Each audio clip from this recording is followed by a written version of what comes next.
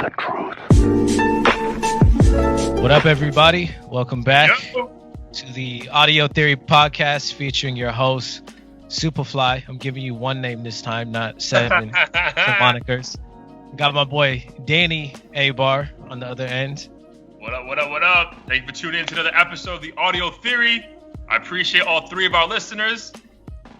Yeah. And two of them are me and him. So I don't know who the third one is, but whoever you are, we fucking with you real heavy. Appreciate you, dog. Just comment, though. Comment. Show us that you have a fucking pulse and you're not a bot. That'll make us feel so much better. That's amazing. That's a great way to start the fucking show, by the way. But this is Danny, a.k.a. Day Bars Open. Happy to be back with my boy Superfly. What's good, baby? Chilling. Not too much going on. I feel like it's been a quiet couple weeks, minus the Tekashi stuff we already discussed.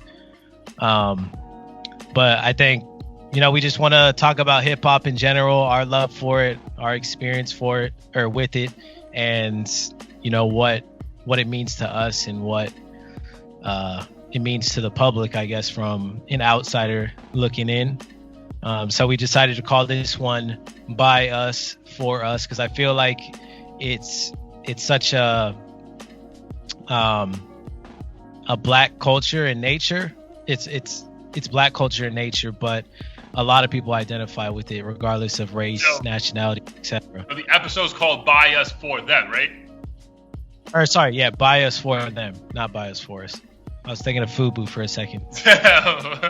Boo-boo. But yeah, how should we start it off? Dude, I think, again, I only have 4 listeners right now, but I think the heat of the week really struck a chord with a couple people, because I had a couple people reach out to me. He's like, "Oh, you listen to that Young Ma shit, Young Ma?" Sorry. So, what's your heat of the week, bro? What have you been listening to the past couple weeks that has been like on your iPhone on constant replay? Yeah. So there's this dude. I believe his name is pronounced Eli Oh Stray. It's hard when you find like an underground rapper, because they don't like do interviews and shit. So you just come up with your own pronunciation. Right. I'm pretty sure his name is pronounced Eli Oh Stray, and he's this dude from Brooklyn, New York, obviously. And if you want to summarize his style, it's kind of like Party Next Door mixed with Travis Scott. So it has that like heavy autotune sound, but in terms of like the lyrics and content, it's more on the I guess romantic side. So a little bit closer to Party Next Door, but it's like dope hip hop, not necessarily the most lyrical rapidy rap shit, but I really like his vibe. I'd say he's decently known, probably much more in New York, but he's a breath of fresh air for me, just because it's real like melodic and soothing. I don't know, like trap lounge, like trap lounge. It's like trap lounge. Yeah, he's not super lyrical, but I don't think he's like trying to go that route anyways. The album that has a lot of the tracks that got me into his music is called Sleep Is for the Weak. Allegedly, he produced this whole album with like $200 worth of equipment in his apartment or something. Oh shit! It sounds like high quality, very high quality. The track that got me into his music is called New Addy. So if you've never heard anything by him, I would suggest that be your first intro. But yeah, that's my heat of the week, and I hope to see more from him and see him collab with bigger artists. Yeah, we'll post that shit on this and like give him like a link to go check out his shit. Dude, my heat of the week is a female artist. Again, I'm giving love to the female artist. I don't know if she's a rapper. I don't even know if she's black or not. She did drop a nigger a couple times, so I'm like, I don't know. Wait, nigga like ER? No, nigga. I was about to say, like, if she's not black, she's getting clapped by someone. She is fucking up big time. Doja Cat. Oh shit, yes, she's dope. Dude, is she black? Is she mixed? She's black enough. Like, can't pass for white. How blonde her hair is. Yeah, all right, bet. So Doja Cat dropped a single last Friday called Bottom Bitch. I think I heard it. Yo, I like super catchy. bro, she has that skill of like, she's almost like if you go back to like the early 2000s when like, or not, my bad, like late 2000s with like Lady Gaga, before she went crazy, just had like every song was a fucking hit. Like I feel like Doja Cat's like the hip hop version of that, like where like every song is like super poppy, but still has like a trap style to it. You know what I mean? Yeah. So Bottom Bitch is fire. I'm gonna say not a Heat of the Week nominee, but I was kind of disappointed because I was under the impression that Travis Scott was dropping an album last week, and it was just a single. And I was just like, bro, like I thought it was gonna be a. But his song was dope. Highest in the Room was a good song, but it was whatever. I was like, damn, I really wanted a full fucking. I woke up at like 7 a.m. like, yo, we got a new Travis Scott album. Let's go. Right. And it was just like, it's just one song. Like, honestly, it wasn't bad, but it kind of sounded like just like a throwaway track from the Astroworld album. Bro, it could be any. Yeah, see, that's my thing with Travis, bro. Like, I love Travis to death. I thought we spoke about this. I think Astroworld is gonna age very well and is like has a lot of fucking bangers. But I think his shit takes a while to fucking like catch on. I think like in a month we'll be like, damn, that fucking Highest in the Room was fire. Yeah. I don't think it's like his shit's not instant, bro. Like it's. I said like Sicko Mode. Sicko Mode's like, oh, that shit's a fucking hit. But I don't know. For sure. Great, but yeah, my Heat of the Week, Doja Cat, Bottom Bitch. If you haven't heard it, go check it out. Pretty dope. To go back to Doja Cat real quick, and this was like way back. Do you remember when she had that Moo song? Moo? Nah. Yeah, it was like a pretty corny like meme type song that she probably created just to go viral, which she did. But when that happened, it kind of made me think that she is what Tinashe could have been if Tinashe decided to do this sort of music that wasn't like as serious. Yeah, I see that.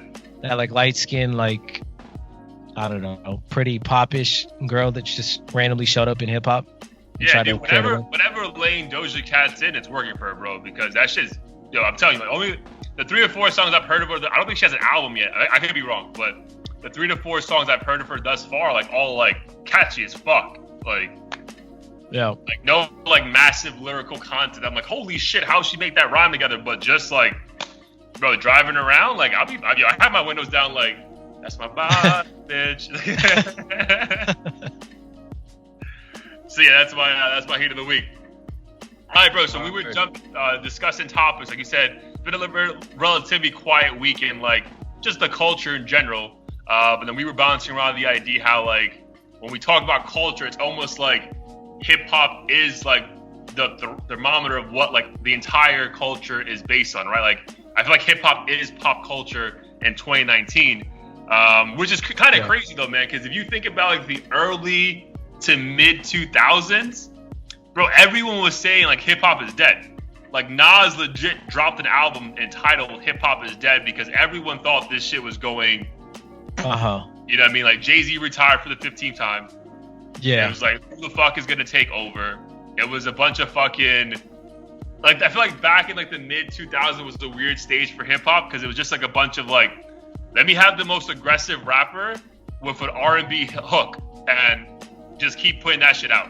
And like hopefully one of these fucking songs sticks, bro. It was like no authenticity. That's what you think about it, bro. Not a lot of rappers from like the mid 2000s are like still around. You know what I mean? Like it's true.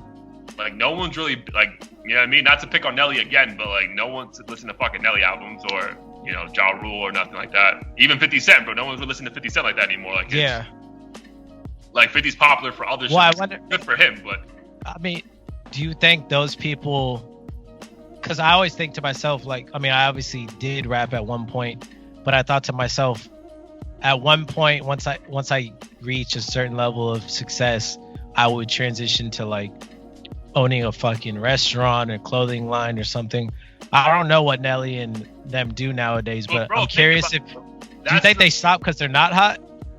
Yes, I think they stop. Absolutely, bro, because that's the beauty of like, dude, we live in a day and age right now, like in culture, period. Like we embrace the Renaissance man, right? Like we love fucking Kanye, we love Virgil because they fucking do everything, right? Like Virgil could have just focused on clothing, and then why the fuck is he DJing, right? He loves that shit. So like Kanye could just focus on clothing, but he fucking loves making music. So like he's gonna do both, right? Or do everything. So, Right. like, I think the only ones who are still around are the ones who actually had talent. And, like, because think about it, bro, it's not like fucking basketball. Like, you can't, like, you don't just, because your body can't do it anymore. It's like, you literally, like, it's a skill. Either you keep doing it and you fucking evolve, or you fucking get left behind. And I think a lot of fucking rappers, like Ludacris, I would even say Nas to a certain extent, Nelly, 50, like, those dudes, Fabulous, to be honest, like, those dudes who were hot in the mid 2000s, bro, when that whole, like, hip hop is dead movement was going around. Mm-hmm. Dude, no one's really popping right now, to be honest. Like, Yeah. so that's just crazy to me, that if you go full, like, 10, 13 years from 2005 to today, bro, hip hop literally is the barometer for everything, bro. Fashion, TV, bro. The way, like, yo, it's wild, bro. Like, it is fucking, like, everything is fucking hip hop. Like, you can see that shit in everything you see online, on your phone, in the streets. Mm-hmm. Like, what are your thoughts on, like, hip hop just taking over the entire fucking world? I think the first thought that comes to mind is it's scary how popular it is, but how much of, like, a racial divide, particularly in America, there is. Because I vividly remember in high school, me and this Mexican dude we were in a friendly manner arguing about something. I forget what it was, but there was no animosity between us. But this other kid was like, "Yo, you guys are like, why you guys are Mexican and black? Like, why are you arguing? No one cares about either of you." And What? yeah, it was some bullshit. I forget what exactly it was. And we were all homies, and so he was joking, but at the same time, it made me think to myself, like, joking still has an element of, like, truth to it. And it just made me think, like, yo, and plus he dressed like urban or hip hop or whatever you want to call it. Right. So in my mind, I'm thinking to myself, like, you love everything about black culture, but when it comes to, like, actually being black, the actual struggle, that's when you distance yourself. So you kind of want to exploit, take advantage of all the cool shit, but you don't want to ride for the culture if it requires doing the shit that's not fun. And I think that's what just bothers me in general about hip hop culture, is it's so, like, when we go to concerts like Rolling Loud and stuff, it's dope to see, white kids or just people who are privileged to come and celebrate the culture. But once you leave the music behind and just deal with everyday life, it seems like a lot of times that good aura just happens to just disappear, and, like, it's just not the same type of feeling. So I think that's what's weird for me when I think about how big hip hop has become. Okay, so that's funny, because I wanted to touch upon a thing that I know we've been talking about off air, me and you. Who's that presidential candidate you went to see recently? Andrew Yang. Andrew Yang, right? So he was just at a Rich Brian. Rich Brian concert in New York, like, 2 days ago. But when you were at the rally, because he's kind of that young, I'm not saying the hip hop candidate, but, like, the youth embrace him, right? So when you were at the rally, what was, like, the demographic of people around you, and how was, like, their vibe? What were they wearing? Yeah, so honestly, most of them were wearing, like, his presidential merch. So, like, it all just said Andrew Yang 2020 and all that, and Yang Gang. But in terms of the demographic, I'd say most people were under the age of 40. Adam 22 from the No Jumper podcast was there, and his demographic is definitely, like, the urban, the people who have a propensity to like hip hop shit. And he's promoted him on his podcast. And the rest of the people, it's like, I don't know, teenagers. Some of them look young as hell. I'm like, these people can't even vote, half of them, I thought. And then the rest of the people were just, like, hip people. They didn't look like anything to where you could say this person is a typical supporter. Like, when you think of Trump rallies, you're like, 50-year-old angry wrinkly white dude or something, or like a super liberal rally you think of like a chick with short pink hair who's probably lesbian and fucking hates everyone. So but the Andrew Yang rally was just like young people who enjoyed I don't know, just anything that makes you feel good, really. Like, we had good music there, positive message. There was like no hate. It was just like it literally felt like a festival. Yo, but did you say he had a hip hop act open for him? Yeah, it was MC Jin, who I don't think most people like. I don't even know if he like still makes music. I just know he freestyles really well. Yeah, freestyle king on 106 in Park. Yeah. That was when I first saw him, and that was like the first non-black like artist where I was like, damn, like this shit is pretty intense. Because he murdered everyone on that show. But yeah, it was a pretty insane vibe. Look at that. That's a presidential candidate. So hip hop has become so mainstream that he had an opening act. It was a hip hop fucking act, and like you said, a large portion of that audience was also like, you can just tell, kind of hip hop ish. You know what I mean? That's kind of cool, but just kind of more to that point of like hip hop. It really is mainstream now, bro. Like, you're gonna see hip hop everywhere, not just, you know, for the black candidate, for example. Like, it's just everyone's trying to get a pulse on that, and like you said, sometimes it's people who, you know, identify only when it's convenient. Sometimes it's just fucking people who identify it at all times. So it's I kind of feel like it blurs the lines a little bit, bro. And you start questioning certain people, like even in your own circle, right? Because I think you sent me a podcast or YouTube clip a couple weeks ago when we did like the, you know, who gets a pass on like the N-word, you know, topic. And it's like, even Hispanics, right? Like even Dominicans, bro. Like, sometimes there's certain Dominicans who identify with blacks when it's convenient, but then sometimes they say, I'm not black, right? Or then it's like same thing with like people who like embrace the culture, right? They'll have like the most expensive off-white shit, but if a fucking Black Lives Matter topic comes up, they're the first ones to either shut their mouths or fucking absolutely destroy that topic without even fucking understanding fully what's going on. So that's just like again, everyone's entitled to their opinion. It's just like funny how like it's almost like a buffet table for people to like pick and choose when they want to embrace hip hop and when they don't. Exactly. I'm more of the fan. I'm like, yo, if you're gonna embrace it, embrace all of it. And then obviously you're still entitled to your opinion, but I feel like you can't be okay with one thing and then like completely fucking shun away with like people of that culture may be struggling hypothetically. Like, it doesn't always have to be a negative, but hypothetically, like, you can't just be like, I rock with them because I love this fucking outfit or song or TV show that's about like hip hop culture. But then one rapper says some outlandish shit and you're just fucking destroying them. It's like, bro, you just said that you fucking So that's the funny thing to me about fucking just the overall way.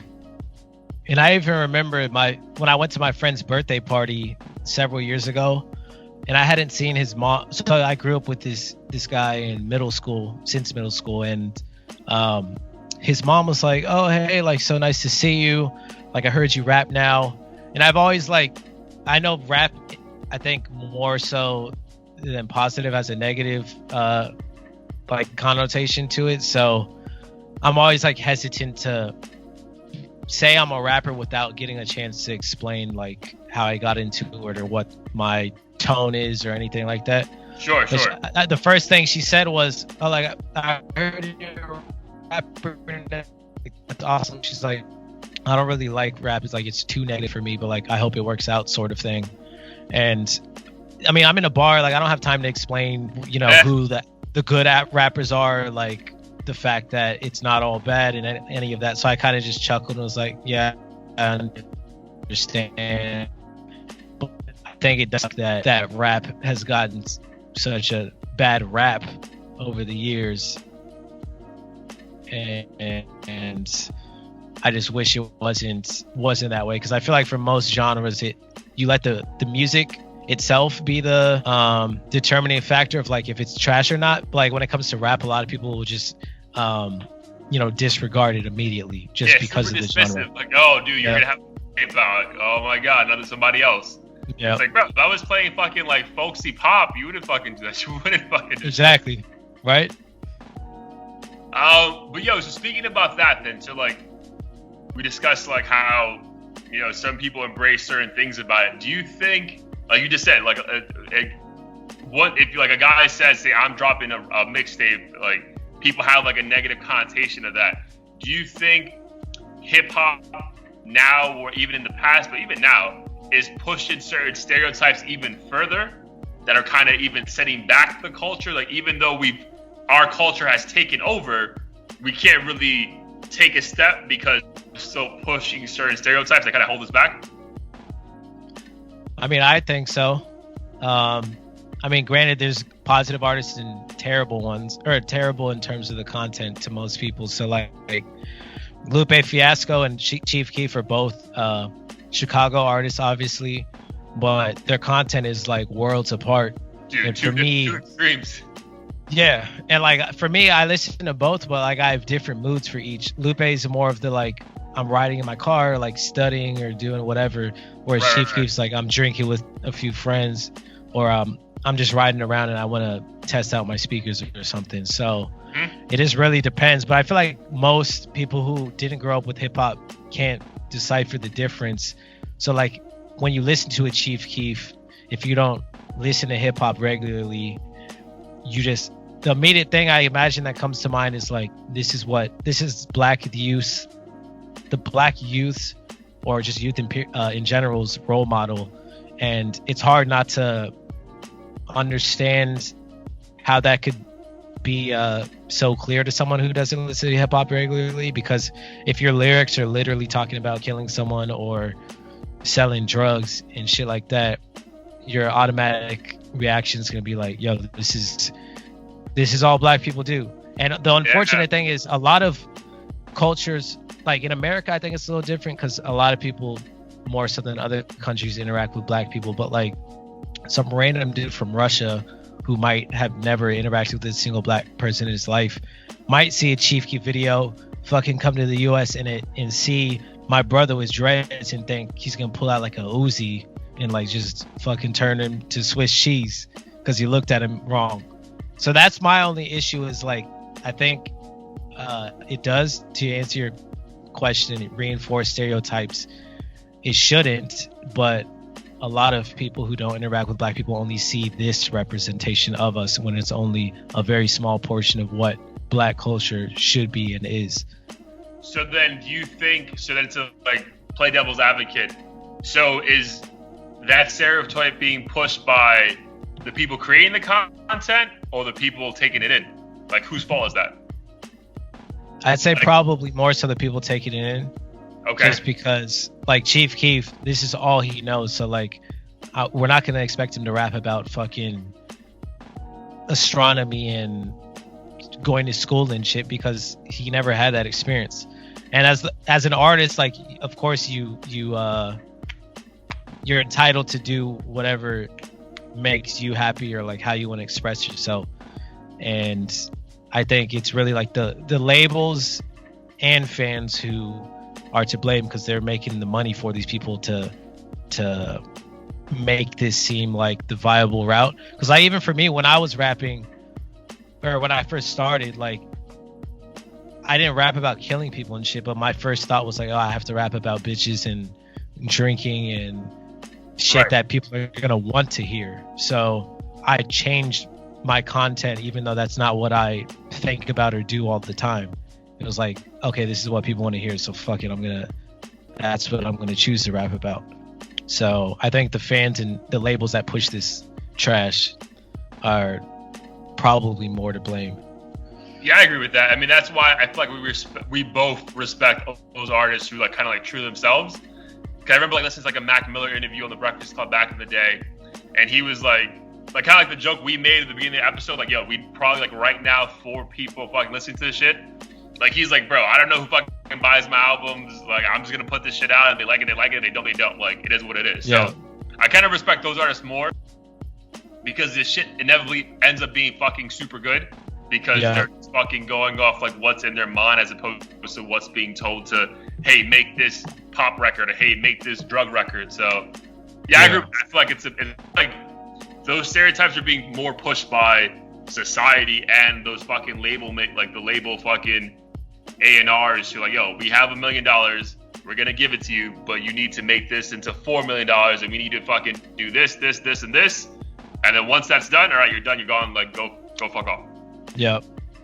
Yeah, but it's like, I mean, can you, from a business person's perspective, can you necessarily blame them too much if that's like their job to just push the artist that resonates? Like, okay, I see Chief Keef's doing well, so the next Chicago rapper that's talking about shooting people or doing this and that, like as a label owner or whatever the case may be. That's 22 though, right? That's what, it's almost like the fucking like NBA scout who like recruits the guy who's 7'5" but never seen him play, right? He's like, oh, he has to be good, and the fucking guy gets to the court and can't even jump like an inch. You know what I mean? Like, I feel like that's where you get fucking respect to like A&R and like those guys who like properly go out and find talent.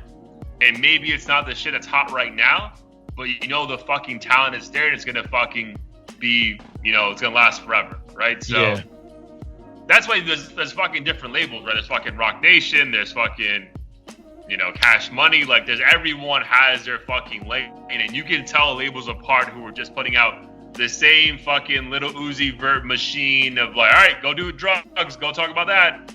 And then there's a fucking artist like a fucking Anderson .Paak or a YB, you know, YBN Corday that's like actual hip hop's gonna fucking last forever. So like, I don't blame them. Like, if your job is to fucking make money and we need a return on investment, that's why I respect those fucking labels like Rock Nation who are like, nah, dude, like, yo, this may not be what everyone's popping right now, but we have complete faith this will be around in 10 years. So I feel like labels are in it for the long run as opposed to looking for the quick buck, I guess is the real difference, right? Because when Nipsey signed with Rock Nation, like, again, it was like a year before he died, but still, like, again, Nipsey didn't have no fucking bangers, you know what I mean? Like technically, like, from a label standpoint, there's really no reason to sign him besides that people saw that, yo, he stood for something bigger than hip-hop. He was hip-hop culture. He had the fashion thing going. Like, they could see the overall picture as opposed to, you haven't had a hit in 10 years, I'm good. Yep. So that's where I feel like I agree with you, where like the label and the society is really to blame for, you know, we're like, not us, but like our generation is kind of like forcing these labels to continually put out garbage.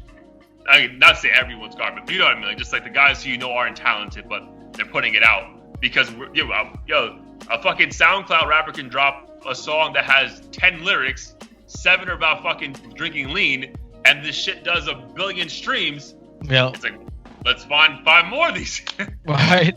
It just makes sense to them, which is insane to me that like the Catch Me Outside girl, Bad Baby or whatever, literally has like a record deal. Like, I'm sure the hottest producers behind her, songwriters, everything. And it's like, all you need is a following. And if you just promote fuckery, like, it pisses people off to the point where they end up sharing it anyway. So to them, it's like, fuck it, we're gonna make money from somebody, and it's usually like some little girl like in the Midwest who like doesn't know better, and it's like no, just thinks that's what makes it cool. Publicity nowadays, bro. Like, obviously that's always been a fucking common corny ass saying, but I feel now with the life that social media has on its own. Like, that shit really is true, bro. Because back in the day, all right, maybe some random news channel, radio station picks you up, bro. Now you fucking go viral for a day, you're fucking set for life, bro. Like, so fingers crossed that happens for us. We gotta do something crazy. We gotta like literally. We gotta. Yeah. No, we gotta get the Lego out and start fucking pointing at the cameras. Dude, something, bro. The baby. Yeah. Just drive around doing fake drive-bys with Legos. Oh, man. Oh, that's a great fucking segue, though. So that's obviously a fucking... So if you haven't seen the video, there's like a 3-year-old baby fucking rapping to some fucking the most gangster song I've heard in like 10 years. And he's literally holding the fucking Lego like this. Bro, that shit made me want to like... He's 2 years old and knows every fucking lyric. That was insane. Every single one. Even like the little ad-libs that were like whispered at the end. Like every detail, he mastered. He's holding that shit like, yo, he's like the dead shot, bro. It's like, yo, I'm ready to fucking kill someone. Yeah. So All right, so speaking of our culture, which we obviously embrace, have a fucking hit, like a podcast about, YouTube channel about, do you think, because again, going back to your comment about Rolling Loud and Coachella, not Coachella, but Rolling Loud, we see all these kids around us, bro, like literally from the age of 12 to 15. Do you think hip hop is a positive right now for the youth? I would say no, only because I don't think the youth knows what to choose to listen to. They're just gonna go with what's hot on the radio, what's gonna get them their first kiss at the fucking formal. And I vividly remember my brother and I took an Uber to Rolling Loud in the Bay a couple years back, and these two Caucasian girls, probably from like Kansas or some shit, got in the car, and they were bumping Young Dolph, and these were songs my brother and I had never even heard, and it was like the most hood rat songs you could think of. I mean, shout out to Young Dolph, his music's pretty good. They're rapping every verse lyric, and it was like every lyric? I was gonna ask you, they knew every lyric? Yeah, every lyric. It was like grimy lyrics. It was degrading women. Like, I didn't necessarily care because I was desensitized to it, but like I think depending on who you're listening to this music with, it changes your mindset. Because sometimes, like, I won't blink an eye when I hear like, yo, this bitch sucked my dick while I was doing blah blah blah. But like if my mom like happens to walk by, I'm like, oh shit, like this song is pretty. Oh shit. This song's pretty vulgar, and that's how I felt, because these girls were probably like 15, 16, wearing basically nothing, and they're like rapping all kinds of grimy lyrics, and I'm like, damn, they probably influenced to do a lot of this shit because they think it's cool. And right. I can't say how in tune with the culture they are, but I definitely wouldn't want my daughter wearing about sucking dick in a H2 Hummer, or rolling while getting my dick sucked, or none of that. And it's just like, imagine if like he does say that lyric and she thinks, like, let's say he's talking about getting his dick sucked while rolling a blunt, and she thinks that's what dudes like because she hears it in the song, and then she convinces some dude to do the same thing. It's like, I think it's funny to us because, I mean, one, we're dudes, and then two, it's just like, whatever, we're old enough to understand that's not like what you do on a Monday night. But to them, they're like, fuck it, this is life. And I don't think young people are smart enough to differentiate the two, because they're encouraged and motivated to be cool, that you can say anything. And I don't know if it's Young Dolph's fault, because that's his life, that's what he does. But like a 12-year-old's gonna be like, I want to be like him, or like the girls that like him or whatever. So I don't know, it's tough. Like, I know a lot of rappers are like, this is my environment, but then you got so many dumbass kids out here that just literally don't know better. Yeah, it's almost like it's kind of like the question I asked before, like, whose fault is that, right? Is like the rapper who's just being true to themselves. But like, I think about fucking, again, like, I love Travis Scott. We spoke about this earlier, but bro, like, some of his lyrics are about doing fucking Molly and how high you can get, and like, it's like, damn. I mean, we can listen to that shit and be like, yo, I can afford this. It's a weekend, safe environment, no big deal, let's get high. But it's like a 14-year-old is like, yo, let me steal some money, let me go buy some shit, and then I'm gonna be like Travis Scott. And it's just like, but then what's crazy, and then we kind of go to like, I was gonna bring this up later, but like a double standard almost. It's like these same people, these same artists who, like, again, I'm not saying rap degrading shit, just rap about certain topics that you probably wouldn't want a 12 to 17-year-old to listen to, right? Because just like, yo, that's like, you don't know anything about that life. Like, you should not be fucking listening to that shit. Yeah. Or like, taking it in and thinking that's reality. But then Travis Scott just being the key figure, bro, again, love him to death, love the music, but talks about getting high off a lot of fucking different shit. And then that's essentially, he's the face of Jordan brand for the last year. And Jordan brand is the most popular sneaker apparel brand in the universe. So it's like, bro, like, so like Jumpman's cool, like with like, I don't like, a kid must be like, yo, it's confusing to me. Imagine like a little kid like, well, Jordan thinks he's cool, so I guess it's okay. And then if he's rapping about doing that, then I guess it's okay. Like, you know what I mean? Like, that shit could just probably be a lot for like a kid to fucking like. Right. I mean, if I have to put blame on anyone, the highest blame on anyone, I'm gonna still probably say the parents. I only say that because there's so much. Hip hop can definitely be one of them, but there's so much negative shit in the world that, like, even if hip hop was the cleanest thing on the planet, your kid might get into shit regardless. But to your point on the whole, I think it is hypocritical that brands pick and choose, like, oh, this is what rappers do, so therefore, you know, talking about Molly and shit is fine, and we're gonna give them this deal. And then meanwhile, like, Hannah Montana fucking has like a nip slip or something at the beach, and then shit's just all downhill from there. And it's like, well, what do you want? Like, are you saying Travis Scott, like, black people and rappers are known to do this shit and kill each other, so therefore they can do this stuff and it's fine? Or are you literally just pick and choosing what you personally think is Bro, I think where the line should be drawn? What's gonna fucking get them paid, fam? Like, that's what they're picking and choosing. Because unless there's protests, like, why protest? I feel like these fucking brands, like, don't give a shit.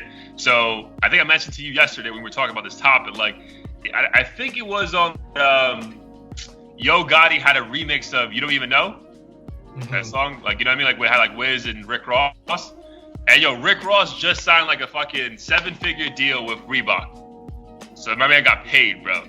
And he had some lyric in that song. Mind you, he's rapped about drugs. He's a fucking cocaine king of Miami. So he's been rapping about drugs since the moment he came out, bro. Like, my man has songs called Push It. Push It. Like, he's pushing drugs on us, bro. Wasn't that like his first big single too? Well, his first single was Every Day I'm Hustling. But then he had like... same shit, basically. Yeah, but hustling and selling drugs in Miami. Like, that's his fucking life, right? Yep. So, this is known, bro. So, when a fucking massive company like Reebok, then like now Adidas and Reebok, gives this guy $1 million or so, whatever, like, you know what the fuck you're getting into. So, when he fucking wrote that lyric about like putting Molly in that girl's drink and then taking her home and she didn't even know it, all right, bro, maybe a little aggressive of a line, but they cut him the next day. And it's like, bro, like, you know what the fuck you would do? Like, how is he getting in trouble for shit you knew he was gonna rap about? Like, right. That's the shit that just, like, again, it goes back to my point, though. I get it's about money, right? I'm sure, like, some, like, women's group fucking protested and they're like, you know what, not worth the fucking drama. So, right.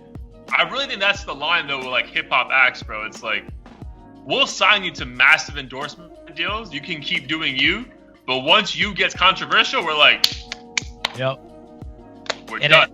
I think they just admire crimes or behavior that's wrong but considered cool. Because, like, who doesn't think it's cool to be a fucking dude dealing coke and making $10 million a day? Because I don't think people see a victim in a lot of the crimes, even when they're talking about shooting the ops and shit, because it's like, oh, these dudes were wrong for like going at our hero. Because if you think Rick Ross is the hero and he shot 10 people in a drug bust or a drug deal or whatever, it's like, fuck those dudes anyways. Whereas like if you're dropping drinks in bitches' drinks or dropping pills in women's drinks, not bitches' drinks, then it's like, all right, what are you doing, bro? Like, what the fuck is wrong with you? And to that point, yes. And fucking Young Dolph, in one of his songs, he says, I dropped a pill in her drink like Bill. And I don't recall if he ever got flagged for that, but that line to this day still like freaks me out. I'm like, how did he get away with this? Granted, I don't think he has endorsement deals or anything, but like, it's just wild that somebody would even associate themselves with Bill Cosby at this point. Fuck, that's amazing. That put him off, eh? Well, we're never gonna see a Reebok deal from him. I guess that's the point. No, he's done. But yo, it's wild because think about it, bro. But like, back to our original point of like hip hop culture being the culture, bro. Like, if you walk through, again, I hate going through a mall. It gives me fucking anxiety.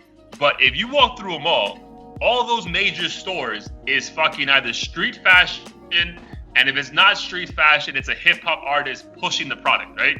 Like Foot Locker, I walked into a Foot Locker like a month ago. You just see Juice WRLD everywhere.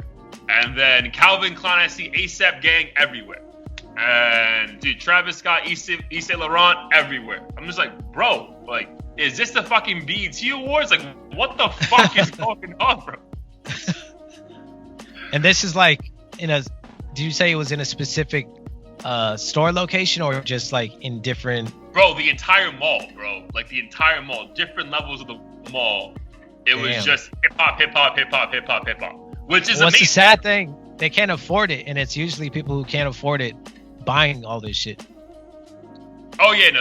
Like, I mean, we can have a whole fucking episode on like the reason why the Black community, Hispanic community has bad credit because we're just fucking keep up with what these hip hop artists are fucking doing. But yeah, bro, like it's amazing for hip hop that we are, and I'm saying we because we obviously fucking consider ourselves part of hip hop culture now, but it is at the mainstream, and I think it's going to be here for a while because again, with the way streaming set up, like it's just set up to win for at least the next 5-10 years. I think, like obviously we could be wrong, but it's just also like it's just like a walking contradiction, right? Because like all of these companies want to be, PC, not offend anyone, be part of the Me Too movement, but they just signed a guy to $12 million who just talked about having throws in his car while he's getting his dick sucked and driving down Biscayne Boulevard. It's like, bro, like what? Which one is it, bro? Like just like. Right. But again, bro, people making money off of it, bro. So I guess as long as everyone's eating, everyone's happy. But it's just funny to me, bro. Like it's like a walking contradiction. Like that's like my take on the overall concept of like there blurred line between people like identifying with it and not. I just feel like it's like a walking contradiction because at one point you're cool with it and the other point you're not. It's like, I feel it was like almost like a Democratic or like Republican race. It's like, just tell me what side you're fucking on, bro. Like just pick a side. And I think that's why I tend to put more blame on the consumers because anytime these brands do something fucked up, the people complain on Instagram and stuff, and the brand like immediately responds, takes it down, tries to start a new campaign that's more inclusive or whatever.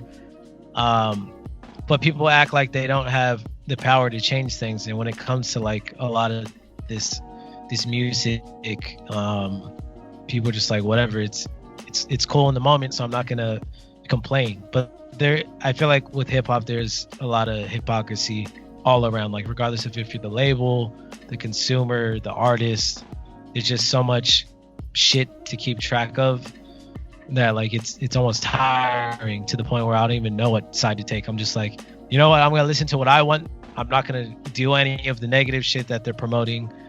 But if you do that shit, then you're an idiot probably, or a naive kid who probably shouldn't be listening to it.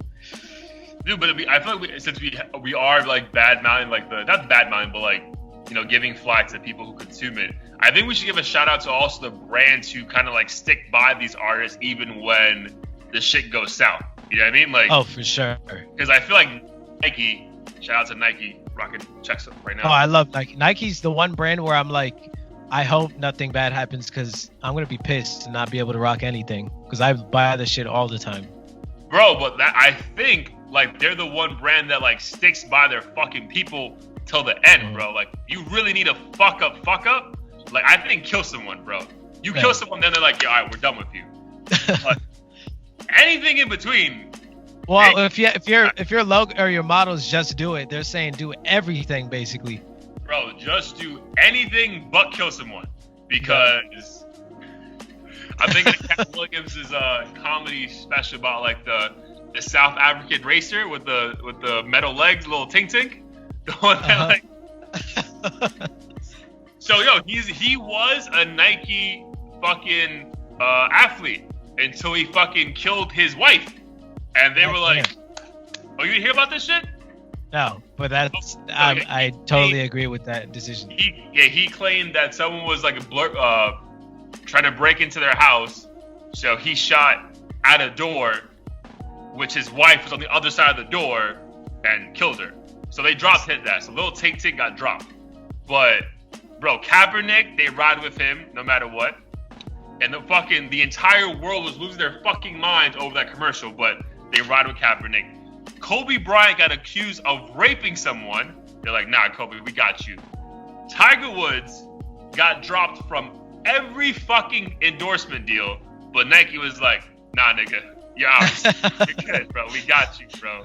Like, it is amazing. Yo, look, they signed Travis Scott to fucking, like, yo, it is fucking, bro, Nike is the shit, bro. Like, as far as, like, other brands trying to, like, cash in on the culture, I feel like Nike is the only one that's kind of been with the culture from day one and kind of propelled it on their own terms.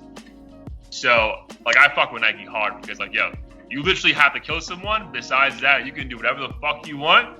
We got your back, bro. So that's a good point. I didn't realize their track record was so credible and like strong like that. That makes me feel better about buying their shit all the time. Yeah, despite little Asian people making my outfits, like, yo, they still fucking. Yeah, that's fucking $500 sneakers are worth like 30 cents. Some dudes has no fingers because of you. This shit's fire though. Shout out to Taiwan. All right, bro. Anything else you wanted to touch upon before we get out of here? I mean, if you do have kids, like, do you think, like, how are you gonna manage the whole hip hop introduction? Because obviously you're probably gonna love it forever. So what's your method gonna be? Bro, so I would love to discuss this with you now because, so growing up, so again, let's get fucking personal. That's what we do here. Let's be vulnerable. So growing up though, because obviously when I was staying with you, I saw your mom around. Like, did you have your dad around, or was it just your mom? Like, do you have like, was it a single mom kind of thing, or like you had both parents? So I mean, to this day I still see them both pretty regularly, but they got divorced when I was 13. Okay. So up until then they were obviously living together, and then ever since then it was just like I visit both of them each week, like half the week. Neither of them were really into hip hop. My dad's Jamaican, so he preferred like either Jamaican, like Bob Marley and stuff like that, or like oldies like Michael Jackson, Earth, Wind and Fire and shit. And then my mom, like, straight up only liked oldies, not really like fucking Jay-Z or anything like that. My brothers were the only ones who I had access to, but they would never.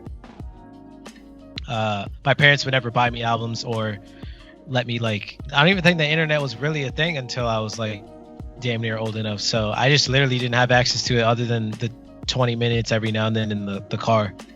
Okay, so this is on the radio. This is my experience. Like, so I asked you that question because, like, so I was raised. I had my dad around, kind of like you, but I was raised in a single family home to like the age of like 1, bro. So it was just me and my mom for the most part. So my mom was obviously always working. So like, dude, I love my mom to death. She's a fucking queen. But there was a lot of conversations my mom never had with me because she was just working. Like, she would just come home and say, "Hey, you did your homework?" And I'd be like, "Yes." Maybe, like, you know what I mean? Like, It wasn't like, she wasn't like that strict because, again, only child from her, kind of wanted to be my friend more than like a parent. So like, we never really had tough conversations. So what I would do as a parent, like, I would be cognizant of that. So if it is hip hop, shit you see in movies, the track you should take towards school, I would just sit them down and be like, yo, this is what, I'm not going to stop you from doing it. But if you're going to take this in, I need you to be aware of certain things, right? Like, yeah, like this rapper may be rapping about this because, hey, that's his circumstance, right? Now, if you enjoy the music, keep listening to it. But I don't want you to think like that's what you need to become, because hopefully that's not your circumstance. Like, you come from a privileged household where you have me busting my ass to provide for you. So you can enjoy it, you can embrace it, but just know what you're taking in. Because I think like a lot of kids right now, like, don't know what they're taking in. It's just like, they think if they're taking it in, it must be good for them. And it's like, you can just enjoy it, but also understand like that shit's not really real life when it pertains to you.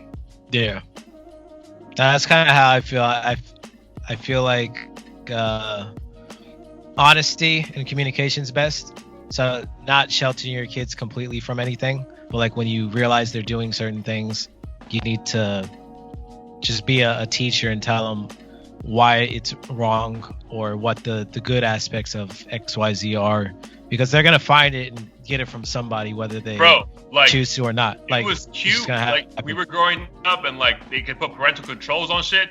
Bro, they ain't no parental control today that's gonna they're gonna get this shit, bro. Like, half of these Instagram girls, like, if you look at the comments, some of them are like 7 years old. I'm like, dude, I didn't even we used to fucking get excited just seeing cleavage on TV. Now these motherfuckers are damn near sucking off cucumbers and shit. Bro, I'm watching Baywatch as a kid, like, yo, this is porn.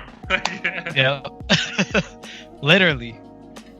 Bro, but speaking about Instagram, on a side note, did you hear about the big news on Instagram that happened this past weekend? I probably didn't. What happened? Bro, so on my bad, my shit just fucking fucked up. On so the activity page has been removed. Wait, is that the? So what exactly is that page? I sound dumb as hell right now. But. So like, you know how you have like the heart icon on the bottom, so you see like who likes your shit. Yeah. But there was like a tab at the top where like it shows you what everyone you're following is doing, but then in return, that page. It also shows what the fuck you're doing to the entire Instagram world. Yeah. That shit is gone, fam. So if you got a girlfriend. Back in the day, you're like, nah, let me not like that picture because she's gonna find out and then I gotta deal with that shit. To all my men who have females out there, like away, boys. You're free, baby. Wait, not so fast though. If you're following the same page and you like it, it'll still say fucking day bars open, liked it or whatever, right? That's an easy conversation though. It's like, yo, if you're liking, if you're following this shit, why can't I follow this shit? There, you thought ahead. You got a whole fucking best practice for that. I'm like, if you're following it, why can't I follow it? Why can't we both enjoy this together? Yeah. Bro, because I've had fights over, like, I can't believe you're following these hoes. Like, why do you, like, I'm like, bro, that shit, shout out to the algorithm, bro, to save it. Yo, that's a beautiful thing, bro. There's some engineer at fucking Instagram who got caught up and was like, fuck it, press the off button. He went to like, yo, my man, no questions. This shit's gone, bro. Gone. Just didn't show up to work. Said, fuck it. Yeah, he's like, for the culture, boom. We gotta find him and get him on the next episode. Yo, get him on, bro. It's like, yo, put a fruit basket like, oh man, yo, here, bro. We appreciate you. Oh, that's amazing, dude. What else, bro? What else you got going on before we get out of this? You got any big plans?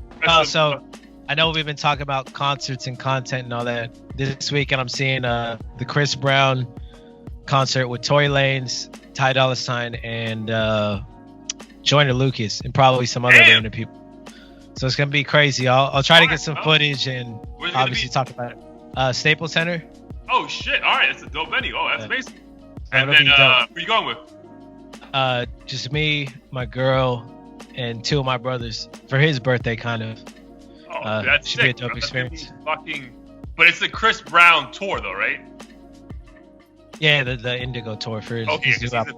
I hope he doesn't do like 5,000 songs though. Like I love him as an artist, but shit, if he does all 50 tracks, I'm gonna fall asleep. That'd be sick if he brought Drake out though for like that. That's what I'm hoping. Like in the back of my mind, I'm like he has to. Yo, speaking of parents though, I don't know if you saw. So Drake's dad came out today and was like, all the shit he said about me was not true. He just said that to sell records. Like, bro, I'm kind of siding with Drake on this one, bro, because like, bro, you were just all goody-goody with your son in the past like 10 years when you're like in commercials. Yeah. Dropped an album. Now, like, what the fuck? Yeah. It almost seemed like a publicity stunt. I was in such shock that this is even happening. Like, what exactly did he say was false about his dad? He said that he was never a deadbeat dad, that he never wasn't allowed to come to Memphis from Canada or some shit. Or like he couldn't never, like he said that his dad had some charges and that's why he couldn't go to Canada. But I was like, bro, like that shit was like from old records. And you've literally been by Drake's side for the past 14 years. And out of nowhere, you're like, you know what? He's a liar. Like, bro, get the fuck, yo. Yeah. I guess that seems petty. Whatever check that was going to his house every week may have been light. And he's like, yo, fuck this nigga, bro. Like, I'm gonna shit on him. Because like, bro, like it just feels so random. Yeah, it seemed random as shit. Like I had to reread it and like make sure I was reading it correctly. Like I would understand if he spread some rumor about his dad like fucking animals or something, but like anything else, just collect your 10,000 a month or whatever it is and shut up. What's that? The shit he's promoting, the whiskey? Yeah, Virginia Black. Virginia, yeah, like bro, like bro, he's probably raking it more than we'll ever see. Like, no, you're not getting a royalty check, but bro, like, what do you fuck? That was weird to me, bro. That was weird. Yeah. I was like, yo, don't fuck with Drake, bro. That'd be funny if he gets on a diss track with Pusha T and fucking disses his dad. Bro, yo, he'll probably give Pusha T so much ammo. Oh yeah. Oh damn. I didn't even think about that. Oh, his life will be over. Oh nah, I feel like Drake could like overcome any fucking rap battle. To be honest. Yeah, but if your dad is clowning you, that's just sad. Yeah, but I think we've seen that ever in hip hop. I would say with the Rick Ross thing and 50 Cent. Remember, 50 Cent had that dude's fucking baby mama. But yeah, never like a parent. You're right. Yeah, it's true. Never a parent. You're right. Never a parent. But yeah, that would be. I mean, hopefully it doesn't happen, bro. Because that'd be just. I think that'd be too much, bro. I don't think hip hop. Like that's like crossing a line. Like just don't even fucking. Like Pusha T, don't even reach out to him, bro. Like don't even like. And that nigga's calling you, like do not pick up, bro. Like just let it ride. Like just. We are over that beef. Yep. What I got going on this weekend, bro? I'm just fucking. Oh, I'm going to this dope ass party in Miami called Everyday People.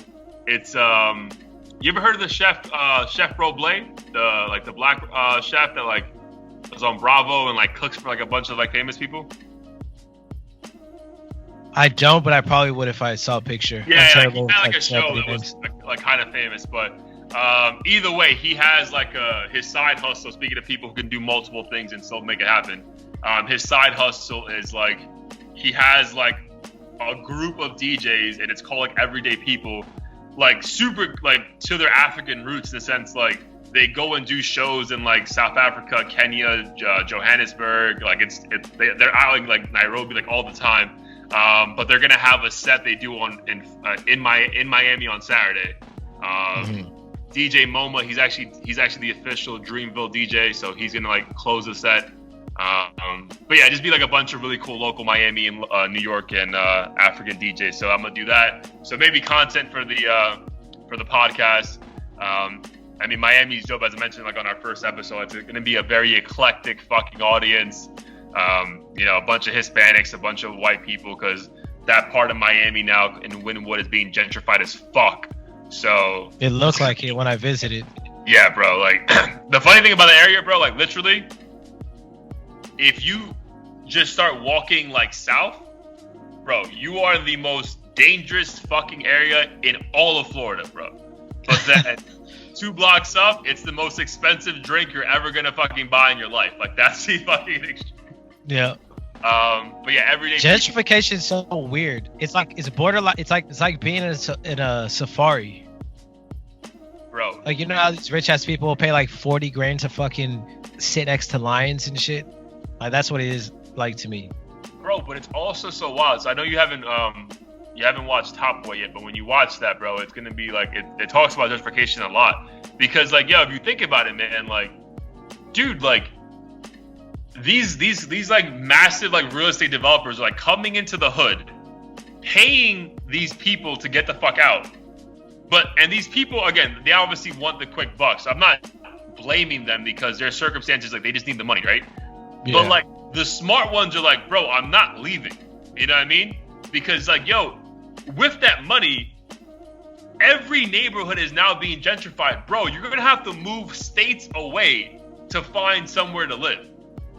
Which is just fucking insane, bro. Like these neighborhoods are changing so much. Like, dude, so I grew up in the Bronx. Like, where my aunt lives, where she used to live in the Bronx. Like, bro, 6 years ago, chill, middle income neighborhood. Bro, they opened the university like 3 blocks away. Bro, all of these fucking rich ass parents are sending their kids is making them like buying apartments in that area. Bro, ain't no black people in that fucking area, no, bro. Like Hispanics, nothing, bro. Like it's wild. Yeah. So, yeah. So like this party on Saturday is gonna probably be like a lot of Hispanics, but like also like a bunch of random white people who are just like in the area now and it's gonna show up. Don't know who the fuck DJ Momo is, but whatever, bro. Teach their own. It's just yo. I'm literally like, I don't really dance that much. I just go for the music, but like I also love like people watching, and I just be at the bar like, why are you here? Which is awful, bro. Because if you think about it, it's like if we go to a rich bar, they're probably like looking at us like, why are you here, man? That's what happened. No, I didn't go to a rich bar, but this bar was for my girl's birthday on Friday, and literally one of them was like 99% like white / broy vibe, and I have nothing against that because I mean those are the type of people I went to school with. I'm friends with some of them, but people look around and give you that look of like, why are you here? And it just makes you feel a certain type of way. Even, and like, it's not like I was dressed with a fucking red bandana tied around my head with like a NWA tank top or some shit. I was just like in my regular fit, just minding my own business. Bro, but we'll end it on this to like put this question out to each other and then like the audience. Like, bro, dude, are we all just doing the same thing? Like, are To we each other? doing? Yes, bro, like, Yes, we are. And I don't want to go out on a whole nother tangent and have this shit be 4 hours long, but I saw a podcast on Joe Rogan. It was like an ex-Marine who basically was in Afghanistan and shit, and he just realized all people are the same and want the same thing. The Afghani dude told him, like, you know, I want your family one day to be able to come to this country and be on vacation here, not here for war. right, And it's right. like, I realize everyone's the same, and we hate each other because we're bored. Basically, we want to find reasons to not like somebody.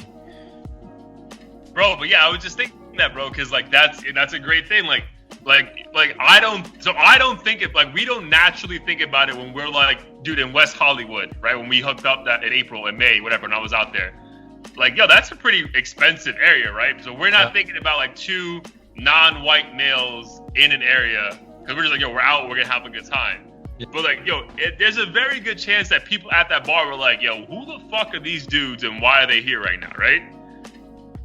And then, like I just said, sometimes when I'm out at one of my hood, like, fucking spots, I'm just like, yo, who the fuck are these people? Why are they here? Like, yo, dude, we're all the same, bro. We're all fucked up. Like, we're all fucked up. Well, I mean, long story short, hip hop is for everybody. Just respect it, appreciate it, and appreciate everyone. Like, it doesn't matter if you're white or black, as long as you have like a mutual respect for somebody and don't judge them for the wrong reasons. It's all love. Love is love, bro. Love is love. All right, bro. So episode in the books. We're gonna do this again next week. So hopefully we have like 10 more listeners by next week. Go like this shit, share this shit, subscribe to it, comment, rate, tell a friend to tell a friend to tell more friends. Trying to be at 10,000 by 2020, bro. Make this dream happen. We'll cut you a check. Not really, but we'll consider it. Yeah, we'll consider it. But we need to, again, 2020, we need to be at the BET Awards, like, Audio Theory, like on set. Just like the Audio Theory booth sponsored by T-Mobile. Something like that, bro. I'm down. We'll just repeat that every episode till it happens. Yeah, so you'll put it out. T-Mobile in the algorithm. All right, my dude. If I don't speak to you, have a great time at the concert, and we'll link up next week and do this shit again. Yep. Y'all hear about it. Peace. Peace.